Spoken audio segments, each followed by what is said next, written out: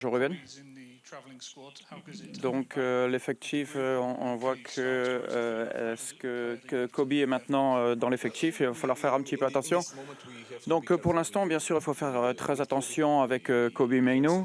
Il a manqué quelques matchs, donc il faut vraiment faire attention avec son condition physique. On est très content d'avoir plus d'options. Une option comme Kobe Mainu, avec les qualités qu'il peut avoir, il peut jouer à différents postes. Il a déjà joué en tant que numéro 6, en 8, en 10. Donc on est vraiment très heureux d'avoir Kobe Mainu avec nous, mais il faut faire très attention à la manière dont on va l'utiliser et on a besoin qu'il soit frais et conditions physiques. Donc l'infirmerie va mieux, mais on a Matthijs Matthijs de Ligt qui n'est pas là. Donc Matthijs, il a un problème au pied. On essaye d'évaluer un petit peu les dégâts. On n'a toujours pas les données pour savoir s'il peut revenir. On a aussi donc on a Ahmad qui va revenir dans les prochaines semaines. Pour revenir sur Kobe Mainu, tu as dit qu'il avait joué comme numéro 10 déjà. Il a commencé avec l'équipe d'Angleterre en tant que milieu axial. Est-ce qu'il pourrait aussi jouer à ce poste pour Manchester United? Tu pourrais le mettre là? Oui, je pense qu'en Angleterre, de temps en temps, il joue avec 3 défenseurs aussi, une défense à 3, donc c'était un petit peu la même chose, le même positionnement pour lui. Donc bien sûr, il faut l'aider à ce poste. Et il faut vraiment essayer de trouver un petit peu comme Casemiro maintenant, qui joue un petit peu mieux parce qu'on comprend un petit peu mieux la manière dont Casemiro peut jouer. Et très certainement, on peut faire la même chose avec Kobe parce qu'il a beaucoup de qualités, il est vraiment très bon balle au pied, mais il est aussi très bon lorsqu'il est proche de la surface adverse.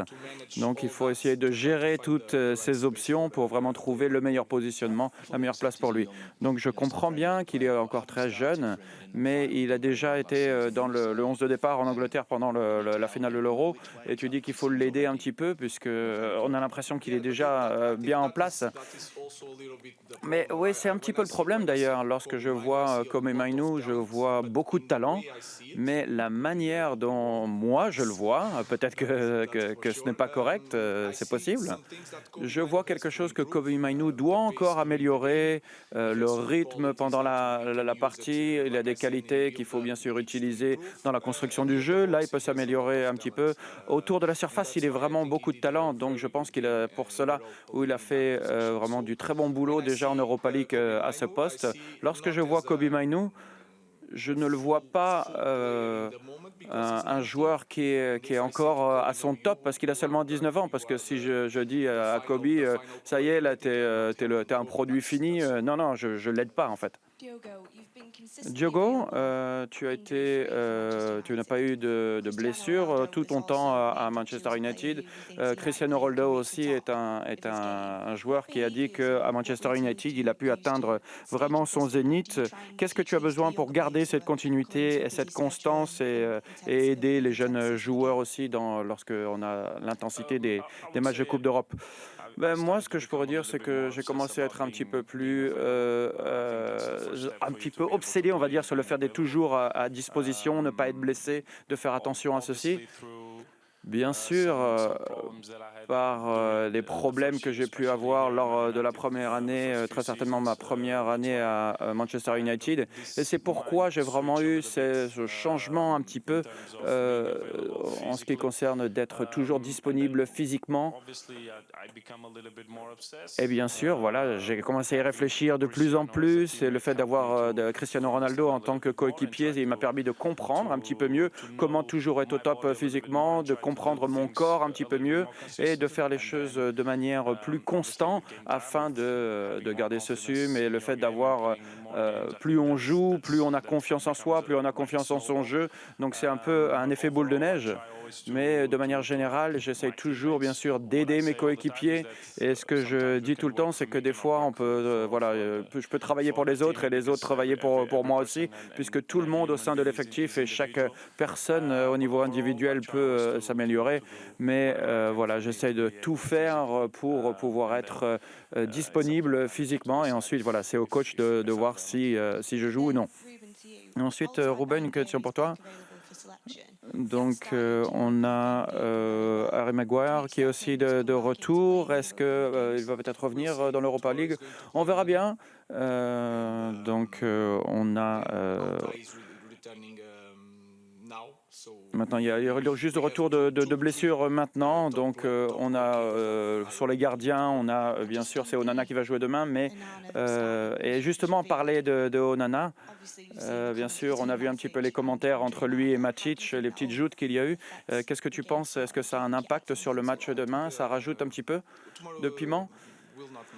Mais peu importe, ça va rien changer pour demain. Si jamais on voit un petit peu toutes les citations d'André Onana, elle est complètement différente. La première phrase, il dit que Lyon est une très bonne équipe. Donc je pense que des fois, les joueurs n'écoutent pas ou les coachs n'écoutent pas toute la citation, tout ce qui a vraiment été dit. Et des fois, c'est peut-être juste un problème de compréhension.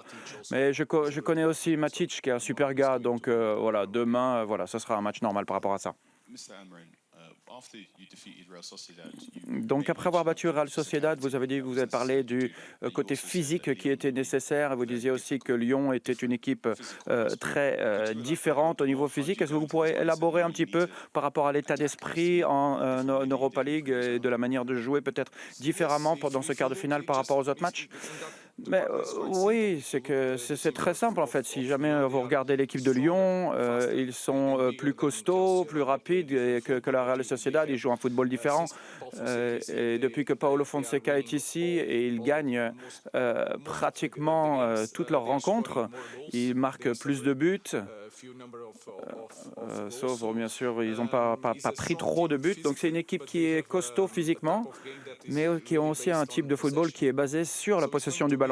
Donc ça va être un match complètement différent par rapport à la Sociedad. Et on a vu que par rapport à la Sociedad, on a couru beaucoup avec Josh ou d'autres joueurs. Donc face à Lyon, ça va être plus compliqué que face à l'Olympique Lyon. Il va falloir trouver d'autres manières de gagner le match. Et Monsieur Dallo, vous allez changer un petit peu. Moi, je suis prêt pour tout scénario, pour toutes les options de jeu. Il faut bien sûr, pour pouvoir passer les tours dans cette compétition, au fur et à mesure de la compétition, les matchs sont plus compliqués et donc il faut avoir un scénario et plusieurs scénarios en place. On s'est bien préparé pour ce match et je pense que si on est précis, si physiquement on est bon, on pourra faire un très bon match. Ruben, Nemanja a dit de très belles choses par rapport à toi et la manière dont vous étiez ensemble en tant que coéquipier. Et il a dit aussi qu'il t'a aidé et il disait que tu étais la personne la plus optimiste et positive dans les vestiaires, peu importe la situation. Est-ce que tu as gardé ces attributs dans ton coaching?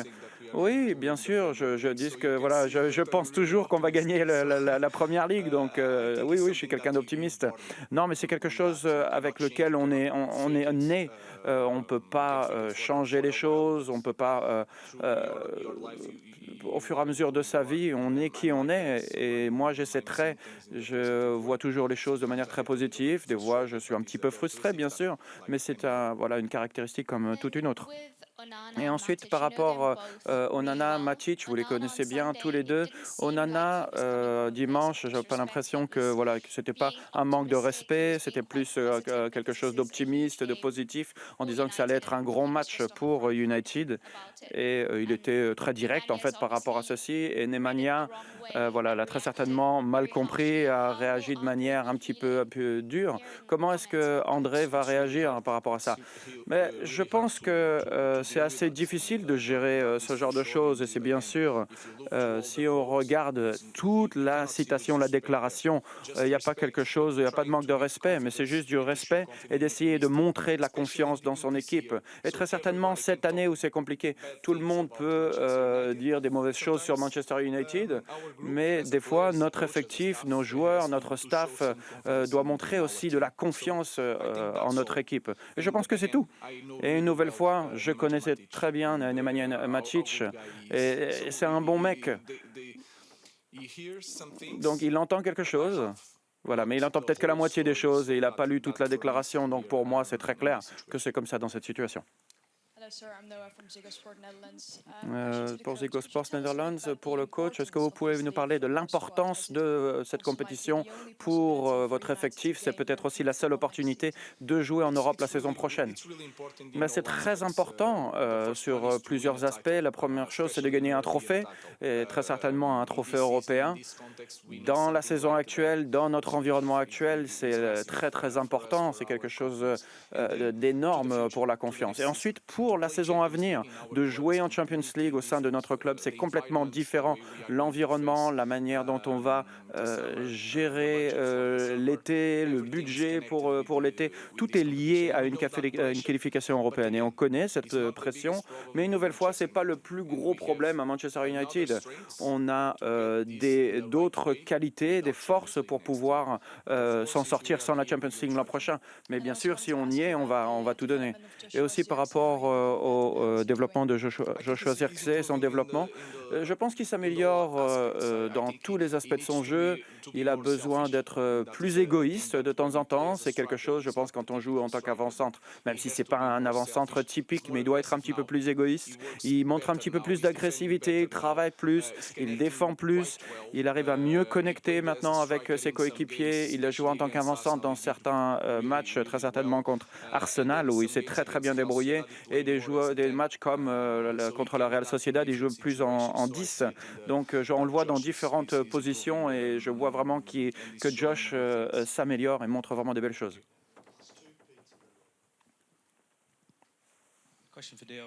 Une question pour Diogo. Il y a beaucoup de choses qui ont été faites par rapport au manque d'intensité lors du derby du dimanche dernier. Est-ce que tu as vu que vous avez commencé à monter un petit peu le curseur au niveau de l'intensité avant cette match de Lyon? Moi, je peux vous dire directement que c'était vraiment un match très intense. J'étais sur le terrain, j'ai beaucoup couru, mes coéquipiers ont beaucoup couru. On s'est vraiment battu pour être présent et au stade lui-même, sur le terrain. L'ambiance, on sentait que voilà, on cherchait vraiment à gagner cette rencontre, et on voulait être compétitif. Peut-être que voilà, vous avez vos opinions, vous pouvez réfléchir à quel type de match c'était. Vous auriez très certainement préféré que ça soit un petit peu plus ouvert.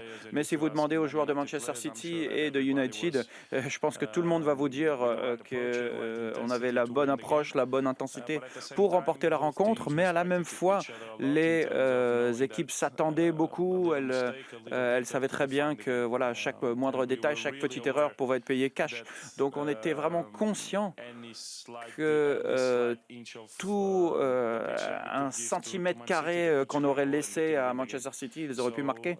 Donc c'est pour ça que nous étions vraiment très compacts en tant que bloc. C'est quelque chose sur lequel on s'est bien amélioré d'ailleurs. On s'est créé assez d'opportunités, je pense, pour gagner la rencontre. Finalement, je pense que voilà, en tant que fan, si on voit Manchester City, Manchester United 0-0, c'est pas vraiment un résultat qu'on veut voir. On veut voir plus de buts, tout le monde veut voir des buts. Mais ce que je peux dire, c'est que moi, sur le terrain, la rencontre était vraiment très intense et on a tout donné pour pouvoir gagner. Et finalement, c'était un score nul et vierge.